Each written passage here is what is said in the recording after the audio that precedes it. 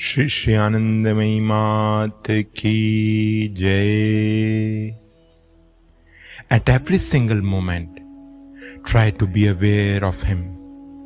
For have you not chosen this path to dedicate your lives to Him alone?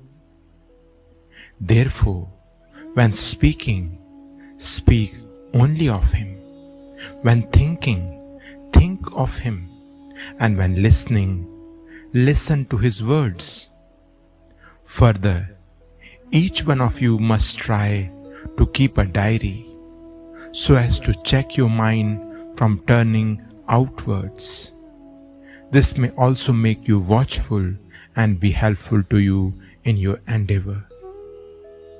In order to make one's lives beautiful and to fill the new life with a new current, those who are pilgrims on this path must develop great inner strength, energy, mobility, and swiftness. It will not do to sit and ride in a rickety, jolting cart. At all times, the mind must be intensely vigorous, energetic, and alert. Then only can one forge ahead with great speed. Remember that everyone has to mold his or her own life. Accept cheerfully whatever he may bestow on you or take away from you. Question: a French lady.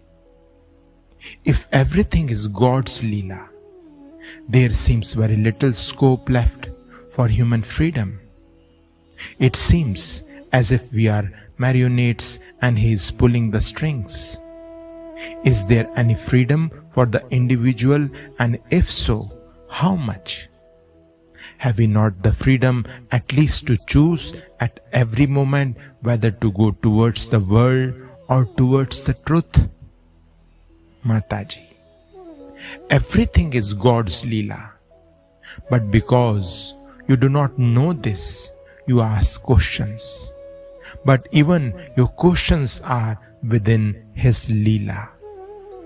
The world is Gatishil, perpetual movement, and the Jeev, individual, is that which is bound. But the bondage is not lasting, because it is of the world, which is constant flux. You may lock your room and go away, but the lock cannot last forever, neither can the door. It is a question of perspective. Jiva is also Shiva. In reality, you are actually free, and therefore it is natural that you desire freedom. When you are going towards God, it is difficult to go also towards the world and vice versa. Turning towards a young sannyasini who was learned in the scriptures, Ma asked, "What then is the freedom of the individual? What do the Shastras say?" She said, "The individual is like a cow, tied to a post.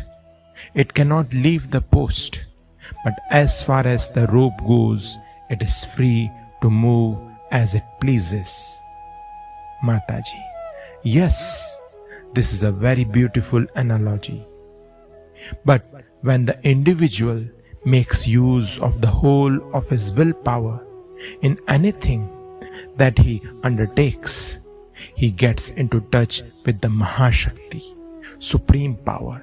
And then where is the boundary?